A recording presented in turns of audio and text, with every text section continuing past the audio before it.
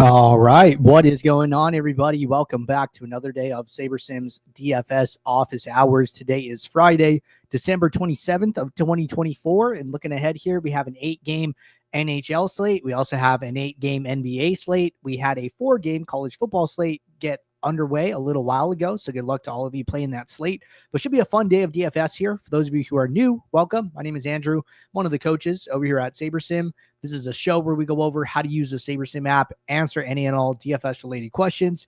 Get your questions in one of 3 ways here. First off, send us an email, support@sabersim.com. Second, post it live in the YouTube chat. Third way, post it in the office hours channel in our Discord server. If you're not in our Discord and want to get access to that channel, there is a link in the description of this video. You also get access to our similar channels, individual sport channels, and you get access to the rest of the SaberSim teams. Can't say enough good things about the Discord. But with that said, we do this show Monday through Friday, 4 p.m. Eastern, and then we do this show on Saturdays, typically 12:30 p.m. Eastern. Tomorrow's show will be at 1:30 p.m. Eastern to accommodate the 3-game NFL slate.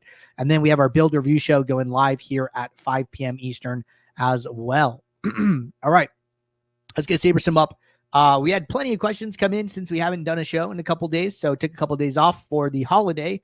So we have some catching up to do. Let's see, couple things.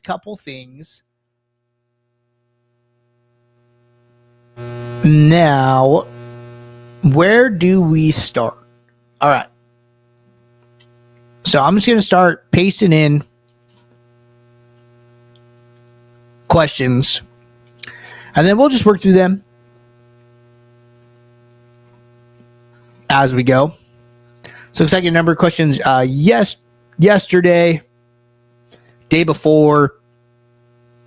Okay, so I'm seeing what's happening here. Got a question from Kenson. Had one come in from support.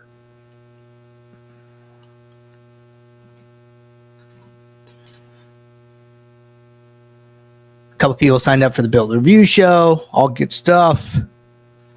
Gonna be a busy day. Taking a look at everything that's coming in here, which is totally cool.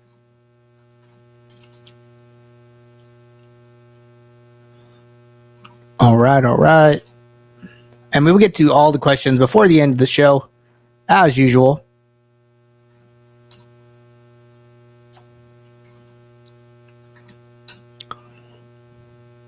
All right. So this one came in from Isaiah. He actually asked it just right now and earlier. So 2 questions in one. We'll do a little 2-for-1 to get us started. First part, how can I confirm my late swaps are going through? I think my late swaps didn't complete twice. And then another question earlier in the week said I entered a late swap on my phone and it didn't go through, but it had went through. Had it went through, I would have won first place. Is there a reason why it didn't go through from my mobile phone? Okay, so with regards to mobile uploads, okay? So first off, go to our help docs and then check out the SaberSim tutorial section, how to enter your lineups into your contests on your phone, okay? There is a DK video and there is a FanDuel video, okay? The biggest thing basically ever when uploading a CSV, it doesn't matter whether it's late swap or pre-build or whatever, right? Because the actual CSV upload part is the same. I don't know why I can't expand this. But anyways, I don't have to show it there. I can show it over here. One sec.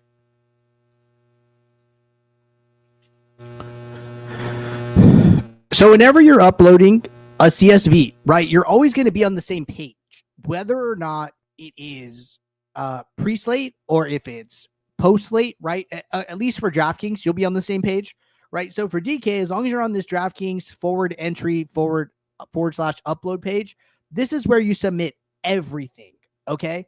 Now, for FanDuel, it's slightly different, right? On FanDuel, and let me pull this up.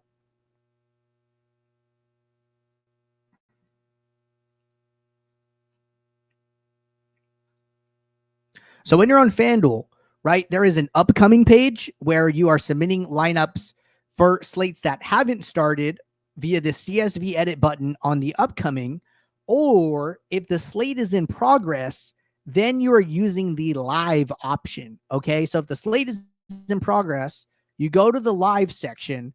And then if the slate is on, there's going to be a CSV edit button right in this section. Okay. So for FanDuel, late swaps get submitted on live. For DK, pre and post late, they get submitted in the same place. Okay.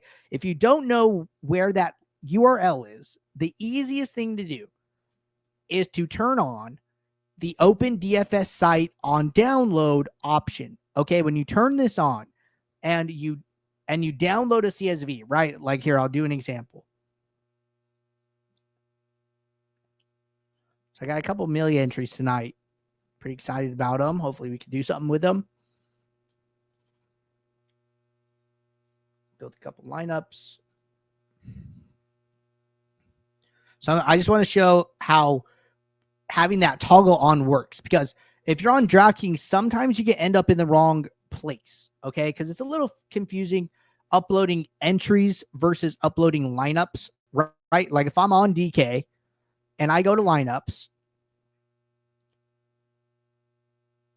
and I go to upload lineups, I can upload lineups, but what it does is it just puts the lineups on your account, and it doesn't put the line.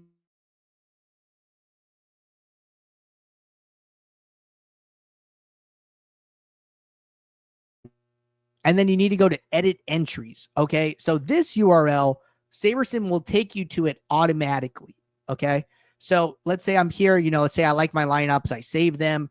When I click download and this toggle is on, okay, I click download, it will automatically take me to that page, the right page that I need to be on in order to correctly upload the entries. Okay. So having that toggle on works for DraftKings and FanDuel. For FanDuel, it'll just take you to the upcoming page.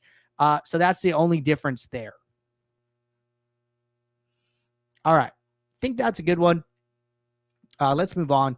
What filters should we use for Showdown mode? And does ROI or projection matter more for Showdown? So in general, we always think ROI is better than projection. We do not think you should optimize your lineups solely based on having the highest projected lineup unless you are playing cash games, which is like a double up or a head-to-head. So ROI is always going to be better. ROI is taking into account ownership, is taking into account upside, it's taking into account average projection as well. So there's a lot more that goes into it, which is why we think it's a better option. Now, as far as filters we recommend using for Showdown, right? With Showdown, you got to be aware of duplication. So there's two big ones that I would always recommend, right? A geometric mean filter, right? So in order to have a geometric mean filter, you need to have a geometric mean custom metric. So you would go to your sorting metrics, you go to add metric, and then in this window, you would create one that looks like this, my own product geo mean value, where it is calculating the geometric mean of each lineup in your pool. And then you go and you filter out lineups with a high geometric mean, because lineups with a high geometric mean are more likely to be duplicated. Okay. So ROI greater than 0, some geometric mean formula filter are the two that I would recommend for Showdown. Now, to learn more about geometric mean, check out this tutorial, how do ownership product and ownership geometric mean work, from our support library. I will paste it here in the chat so you guys can check it out after the show or at your convenience. Okay. And I didn't do the mobile phone one, which I wanted to put in here as well. I'm going to paste the mobile phone one in the chat too. All right. Cool. Next question. How do I add filters? If I'm not running contest sims and using SaberScore, how do I eliminate bad lineups? I mean, honestly, I would reconsider, right? I would definitely be using contest sims. And if you're not using contest sims, I would be using SaberScore, right? I think projected score is probably like the third option, on the list there. Maybe even lower, I would probably go like ROI, SaberScore, percentiles, and then projected score, right? Like literally fourth option. So we just don't think it's a good metric because you're grading based off the average, right? Well, in DFS, we're looking for top 1% outcomes, top 0.1% outcomes. So the lineup percentiles are going to be an even better option than projected score would be. But if you're not using ROI, right? And let's say you're using SaberScore, because this is a good one to talk about. With ROI, you get like a very clear measuring stick for each lineup. Like, hey, is this lineup making more money than the entry fees cost, which would be a positive ROI lineup? If no, then you want to easily avoid it, right? Well, with SaberScore, there really isn't that like marker. Like, hey, lineups over 80 SaberScore are, positive ROI. Like that doesn't exist, right? So you got to be a little bit more careful. So what I recommend when people use SaberScore is if there are, 500 lineups in your pool, try and stay in the top 25 to 50% of the pool. Okay. Try not to go further than lineup 250. If you could stay higher than that, great. Right. So it's just got to be a little bit more careful when you're not using ROI. So those are some of the things that I would be thinking about when, adjusting things, min uniques, minimax exposures, etc. All right. Good stuff so far. And then one other thing here on this one from Isaiah, because I asked him to post a screenshot. So if your contest sims aren't working and you go to the contest tab, if your contest has a exclamation point next to it, then that indicates that one of these 4 fields are empty. Okay. You need these 4 fields to be filled out in order for your contest sim to run. So we pull in a lot of contests from the lobby. We do not pull them all in. So sometimes you're going to end up in a situation where you pull in contests that we don't have in our sim database. In that case, you are going to need to fill out this information manually. Enter number of entrants, pretty straightforward. Present to first is first place prize divided by prize pool.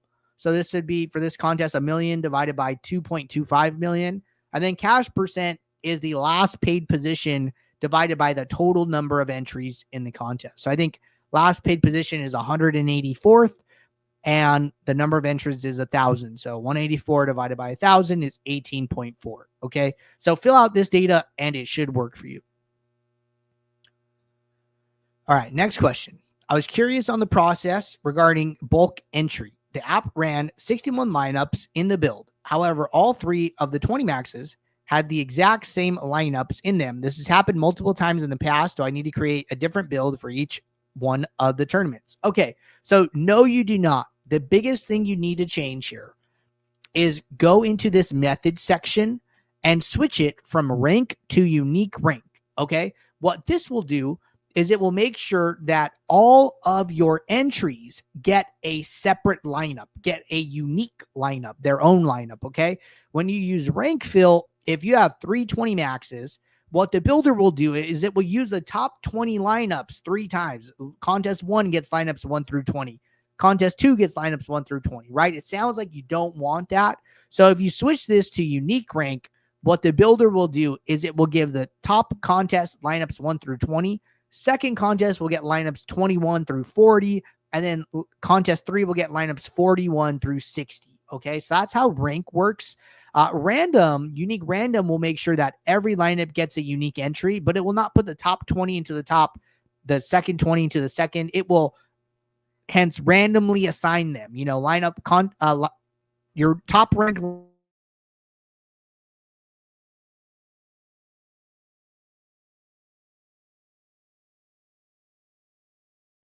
et cetera, right? So those are the differences there. But it sounds like you want to switch to one of these unique options. So that's all you need to do.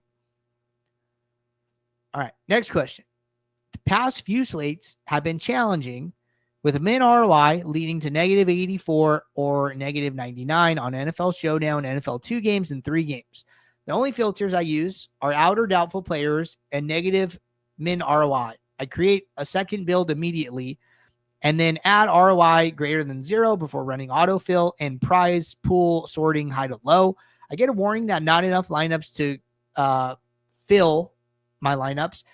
This has happened in the past Monday and Wednesday slates. Doesn't matter what minimum filter I use to abide by DraftKings rules, I keep getting negative min ROI.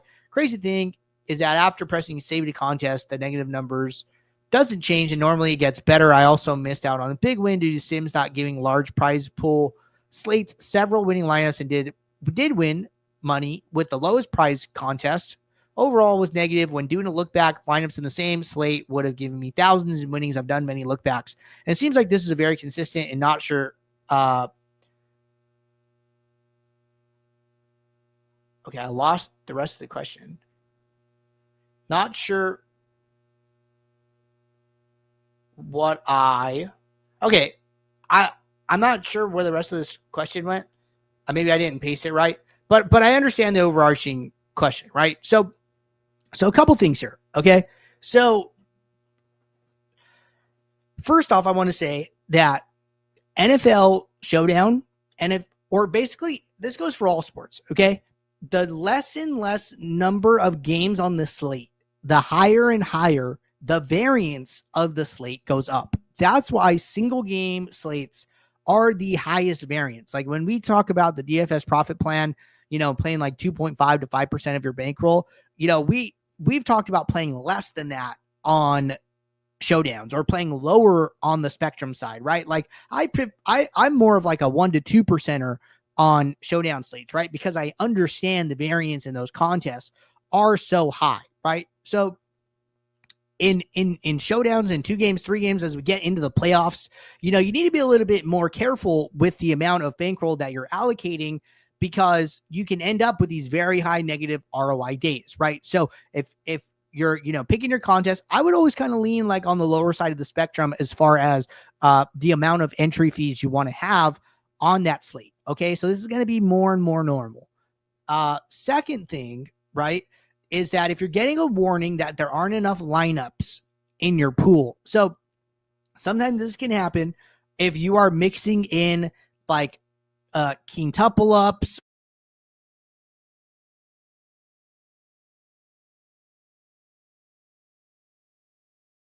if you're trying to run contest sims on like double ups and stuff like that, right? Where the builder is not going to create positive ROI lineups. Like there just aren't any according to the builder. So what I typically do in like those situations is, let's say I'm running like ROI greater than 0 filter. If the builder tells me, let's say I had like a list of contests, right? Okay. It's like, hey, the builder has positive ROI contests for all of the contests except this one. Well, then what I will do is I will uncheck this contest. I will fill all of the other contests with the filter on, and then I will only check this one contest, turn the filter off, and then just take the highest graded lineups available. Okay. So typically what you're going to have to do is you're going to have to turn off the filter when filling this one contest, and you want to fill this contest individually.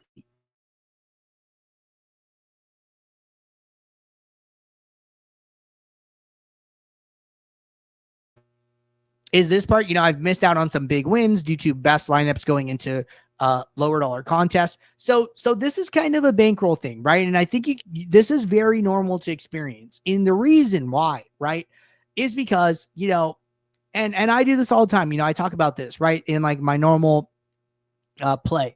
Is like, hey, I am not maxing out, the $150, the 150 max, $8 entry, right?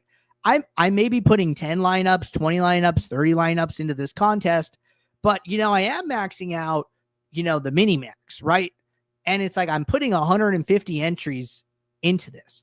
Well, chances are I'm going to win the mini max before I'm going to win the $8. And chances are, I might have more than one lineup in the mini max that can do good in the $8. And yeah, does it suck that it's in that contest? Sure, of course it does. But if you are building winning lineups, that is a good sign, right? And the more times you do that, your bankroll is going to grow, and you're going to go from entering 5 lineups in the big one to 10 lineups to 20 to 50 to 100, right? And if you keep doing that, your number of entries in the big contest that you want to win is going to grow over time.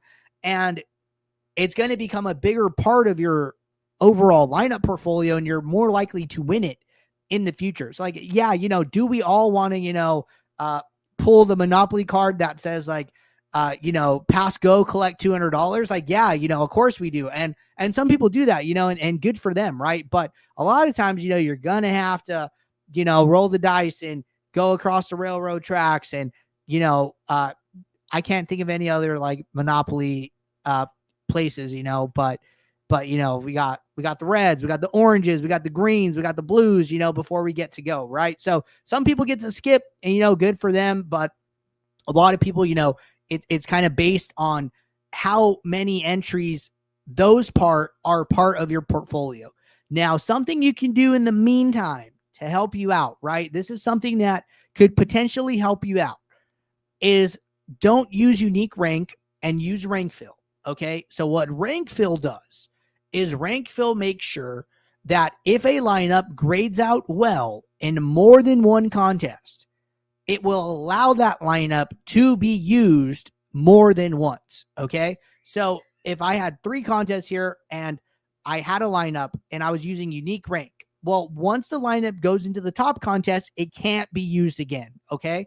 But if I'm using rank fill, well, hey, if it's good in the top one and good in the second, now I'm playing that lineup twice, right? So switching from unique rank to rank can be a way of doing what you're discussing, because now you're allowing a lineup to be used more than once, where it could also win the low dollar and it can win the high dollar, and you're not stopping it from going into both contests. Okay, so that's something to think about as well.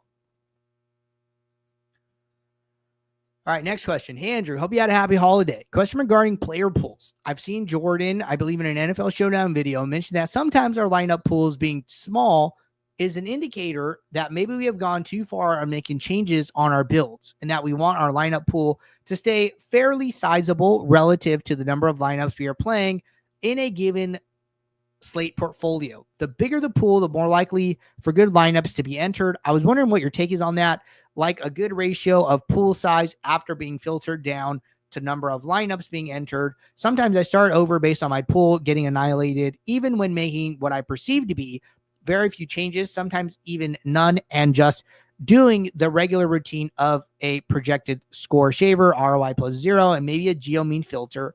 I seem to still struggle with the NFL Showdown, which is where this happens the most, and would be interested in a review this afternoon as well. Last night Showdown collabs. Okay, hold on. Let me, I missed the build review request earlier, so let me make a note here to catch that.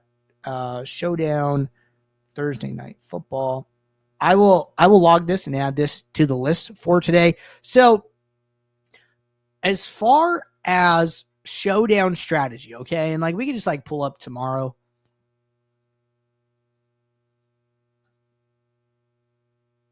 Got Chargers and the Patriots.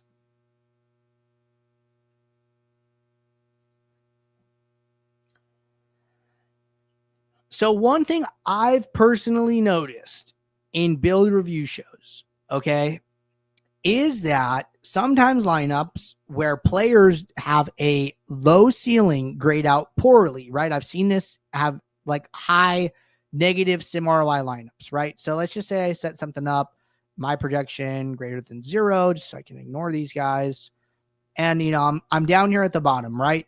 So for me personally, from what I've seen, right, I would probably get rid of at least a couple of these guys. Maybe like these bottom 3, like Chenault, Baker, Erickson. Chenault's like 50-50. I think he's a kick returner. So like maybe he gets like, a kick return touchdown or something like that. But from what I've seen, when the players lack upside, the lineups grade out a little bit worse. And, obviously I play like every single showdown. So I've seen this enough times to like feel comfortable saying this. So I will shave off some of these guys. Now, where that line is a little bit subjective. You could say like, hey, I want somebody's top 1% outcome to be double digits. Okay, then you go knock out all these other guys. I got rid of the guys under 5 for sure. Maybe you want somebody to at least be able to score a touchdown, right? Like, hey, Chenault At least he gets a touchdown. These other guys at 7, at least they get like a one catch, 6 yards, and a touchdown, right? Some of these tight ends probably primarily blocking down around the goal line. We see that, right? We see guys get a single catch for a touchdown on like some, special play that the team has written up. So there's a couple different ways to do that. I do like the idea of shaving this a little bit. I won't go too far in Showdown to like get rid of a lot of players, especially once we get up into like double-digit upside. So just be careful with it. I do think it's okay to curate your captain pool as well. If you want to get rid of, these ones have the multiplier, right? So these guys that are higher projected are having crazy huge upside, right? So I think it's okay to be a little bit more aggressive in the captain spot. If you want to just go by ownership, like, hey, I'm going to get rid of guys under 1% owned. Okay, I get rid of everyone below the Pats D, right? A lot of these guys, maybe they're decent flex plays, but, are they going to score enough points to, be worth it in the captain? Like, maybe not, probably not.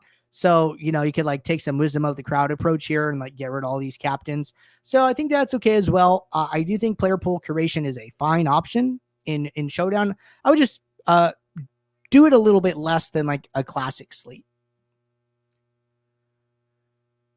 All right, next question. Happy holidays. I have a quick question. Is there a way to upload lineups and run a contest sim against them to see which ones have the best ROI after running the contest sim?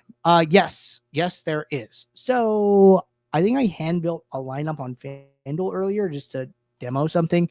So I can show how to do that.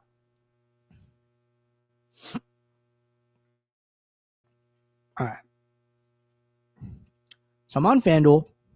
Go to the upcoming page. I have this one lineup, right? Okay, let's say I want to run this through the contest sim. So what I'm going to do is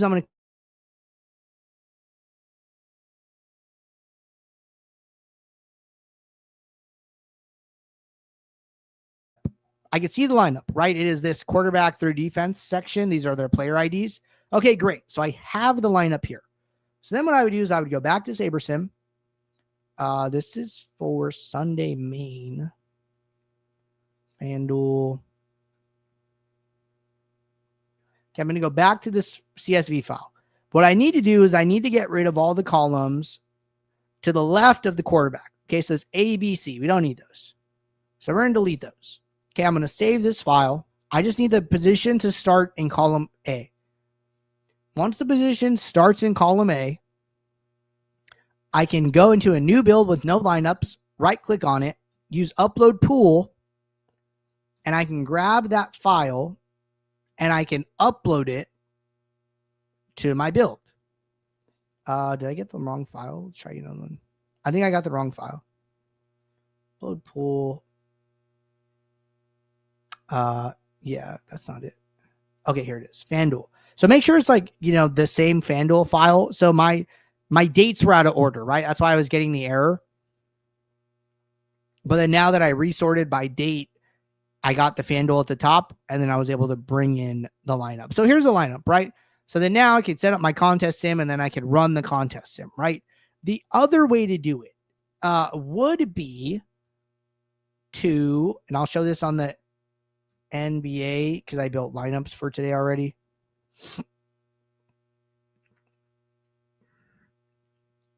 Other way to do it would be to go into run any build, it doesn't matter. Go into a lineup, click the pencil icon, switch out all these players for your hand-built lineup. So basically just build your hand-built lineup in SaberSim. Okay, so I'm going to come in here, just going to start clicking some players. These go position by position, right? So I was in utility, it picked utility. Okay. Actually, I'll just pick all. It's fine. Let the builder figure it out. Pick a bunch of mid-range guys. Okay, boom. My lineup's built. I click save. Now, this lineup is my hand-built lineup. So when I re-contest sim it now, it's going to show me the contest sim results based on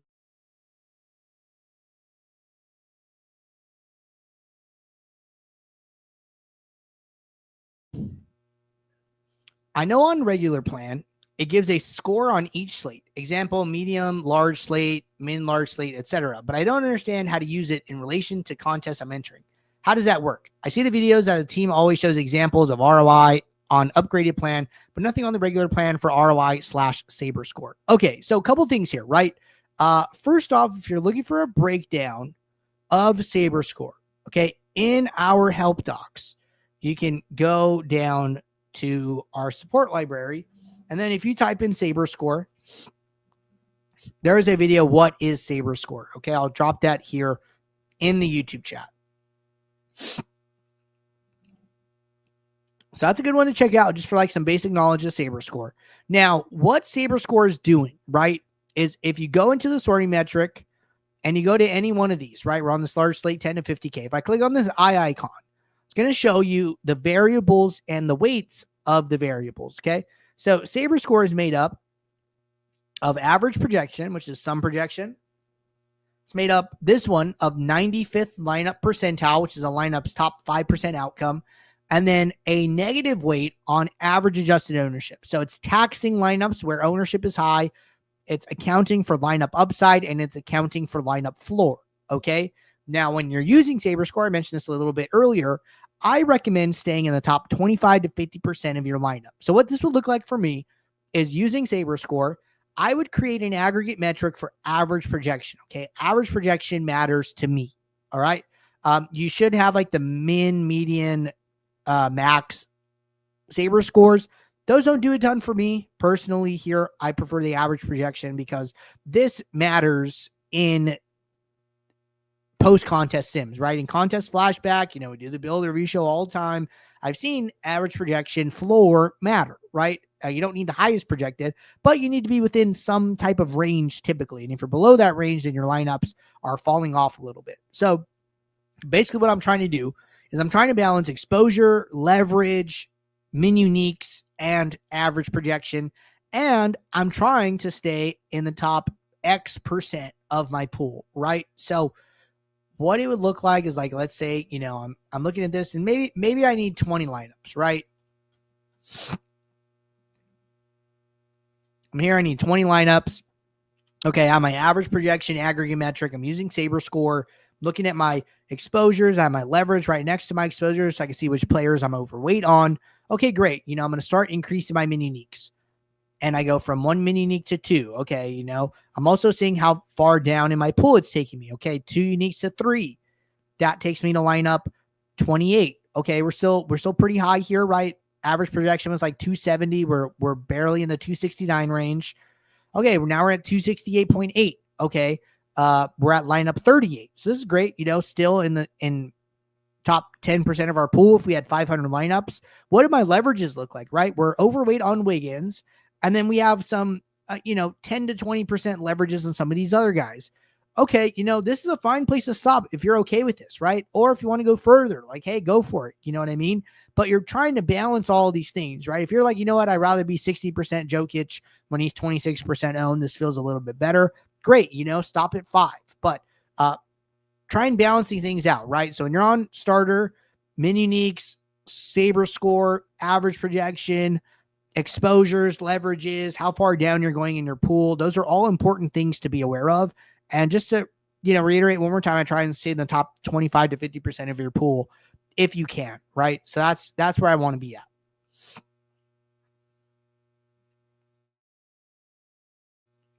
All right, let's keep going. Next question. What is the biggest difference between, or what is better, autofill or direct fill, and what is the biggest difference? So we have a really good video that breaks down the differences of the two in our support docs. If you want to check that out, go to our support library, go to SaberSim tutorials, and then check out this autofill versus direct fill and fill methods video. Okay, I'll sum up key points here, but this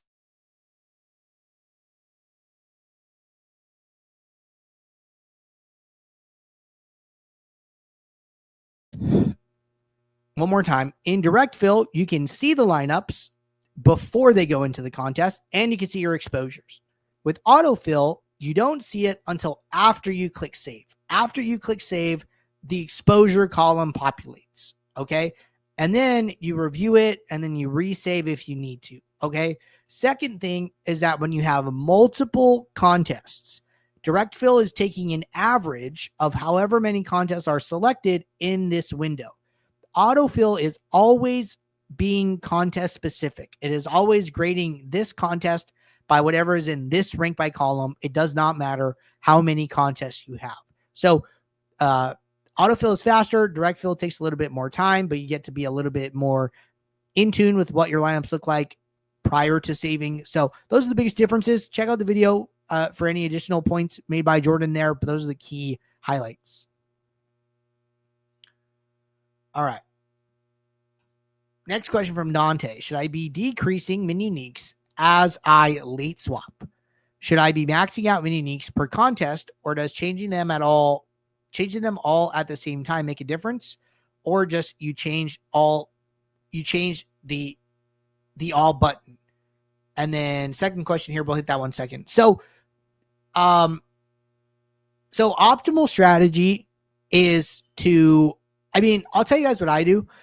I carry over my min uniques. So like if I use min uniques of 4 pre-slate, I will use min uniques of 4 in late swap unless my lineups are grading out with a negative ROI. And then if my lineups are grading out with a negative ROI, maybe they're not performing that well, I will start to decrease it to get back to positive ROI, right? So I'm not going to play negative ROI lineups to preserve diversification. But if my lineups are doing good, right? Maybe I'm in late swap. I have like 100% sim ROI. I will leave them in uniques, right? I might even increase it, right? So if you want to do a test, what you can do, right, is you can go into autofill and then let's recreate an average, or you know what? Let's run the contest sim. Got to run it. So this is effectively kind of what I'll do here, right? So, okay, run the contest sim, go set up average contest target ROI, and then I'll click save, right? Okay, hey, I saved here. I'm at 46%. Great. I'm still positive. I'm imagining I'm in late swap. Okay, well, I'm at min uniques of 5. Or let's say I start at 1, right? Let's say I start at 1. Okay, I click save, and it's still 5 was probably like a fine number. Okay, so I'm going to go to 6, right? Okay, 6 is still a fine number. What about 7? I'm surprised these lineups are different. Try 8. What do these lineups look like? Oh, it's because I edited one lineup. It's not going to work for this. All right, let's turn this edited lineup off. And then let's clear saved. This should go back to normal without any lock lineups. So let's see. Let's try this again.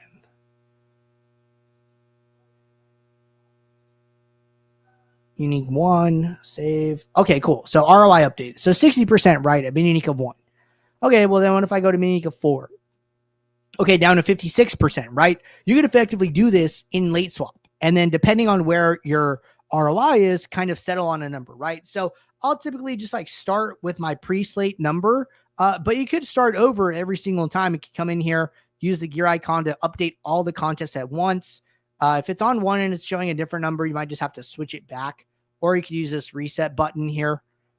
And then, I change it back to 4, change it to 5, saving, checking until you land on the number that you want. But I would basically I don't want to play negative ROI lineups. So if I have to use min unique of 1 to even get close to positive, right? Like if min unique of 1 is negative 14 and min unique of 3 is negative 27, I'm taking the min unique of 1 and trying to get back as much ROI as possible. All right, Dante said, best sorting method for satellites, ROI, or win rate.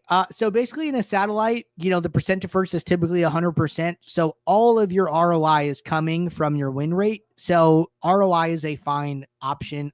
Basically the two are the same, and I would not expect it to be different. So as far as like ranking of the lineups. So just keep that in mind. But if you need to use win rate, maybe you're playing like a live final and, it usually pays out like a couple extra positions, some small amount of money, then you just use win rate and be fine with it.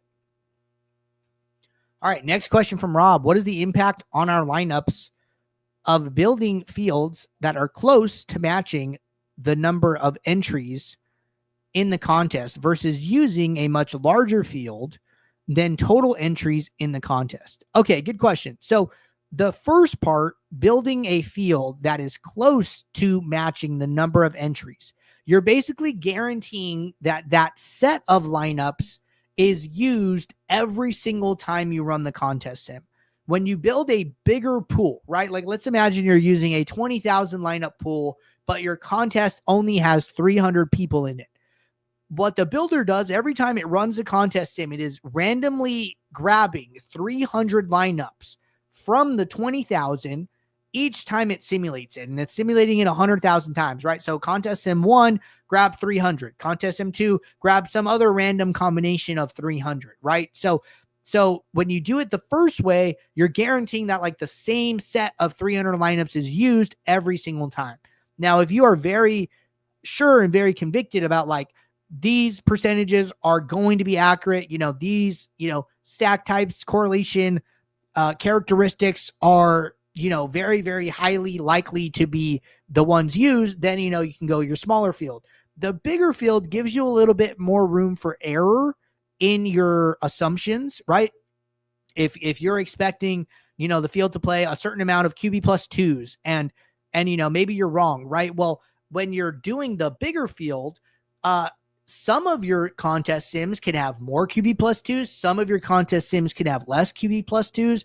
Your ownership in the contest sim will vary, right? I mean, ownership is on a spectrum a little bit, right? You're never going to be like exactly perfect. You might be projected like 25%. Hey, it might come in 30. Hey, it might come in 20, right? You're going to be like plus or minus whatever. The second option will kind of lead to that a little bit more. You get a little bit more ownership variance when you're taking these subsets of a bigger sample. So, that's why like our fields are, bigger, like 10,000, 20,000, even for like the higher stake stuff. Cause we think there's some variance in there and we think it gets, smoothed out over 100K sample, but those are the biggest things to consider when deciding how big you want to build your custom field. Coin said, I personally done better using rank over unique rank. I mostly use rank. I'm pretty cool with like the lineups overlapping and I generally like it. All right, Dante said, so I'm in autofill. Should I change it per contest or make all the contests with the same min unique? So I'll tell you what I do. I basically use like a scaling method. So let's say that I'm playing 150 max, a 20 max, a 3 max, and like a single entry, right? Or not a single entry because it won't matter. Say I'm playing a 150, a 20, a 3, right? So what I'll do is I'll come in here and I'll find the min unique number I want to use on the 150, okay? Let's say that ends up being 3.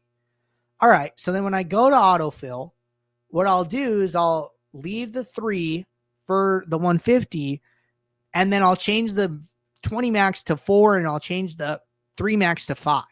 You can actually do this, right? I've done this enough times to know that like this is an okay strategy where, okay, you find your min unique for your 150, and then you change the contest. You go and then you do, your 20 max, right? Oh, I didn't mean to do that, but then you go and you do your 20 max and then you find the min unique number. Then you go and find the 3 max and you find the min unique number, right? And you use a different min unique for each, set of number of entries, right? You're saying you're playing 2 150s, you're playing 3 20 maxes, you're playing 5 3 maxes, right? You're using the same number for all of them. You could do that. I've done it enough times to know just dropping by 1 is generally a fine option, but you can be more specific if you want to be. So that's what I'll normally do. Next question, best cheap players tonight. Easiest thing to do here, right? If you're trying to get an idea of where to go on the slate, I always recommend coming into the builder.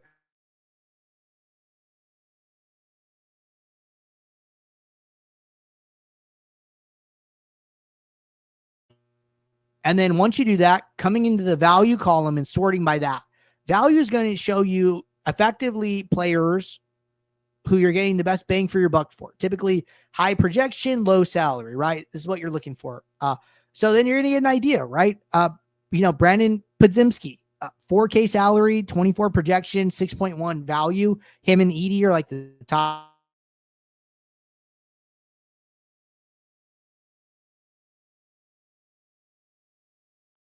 see a couple Golden State guys here. Maybe I want to go and see what's happening with Golden State, right? So then I filter for them, sort by projection, and I go and look, okay, Draymond Green, doubtful. Steph Curry, out. Oh, okay, there's a lot of value on this team because they're missing two big pieces of their roster. The value here makes sense. So those are things that you want to be thinking about, or the way that I think it's good to familiarize yourself with the slate and figure out where the best value plays on the night are, and kind of confirm them, kind of make sure, like, does this make sense? And the answer in my opinion here is yes.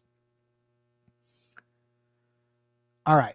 One more question here from Isaiah. So how do I withdraw from mass entry? I accidentally entered a max contest and mini max on DK and wanted to remove them all at once. So the easiest thing to do is to reach out to the support for the site that you're playing on. You can literally only withdraw one entry at a time manually. And if you reach out to them, then they can do it for you in like one bulk swoop. So we have tutorials on how to do that. If you go into our support, go to withdraw.